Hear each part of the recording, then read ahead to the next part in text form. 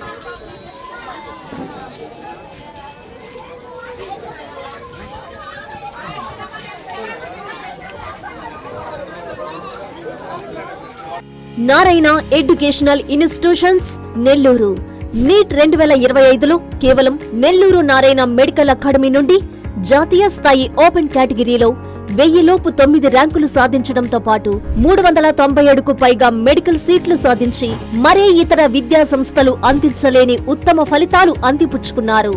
NEET long term batch కు July 13 నుండి క్లాసులు ప్రారంభం. సంప్రదించండి నెల్లూరు నారాయణ మెడికల్ అకాడమీ.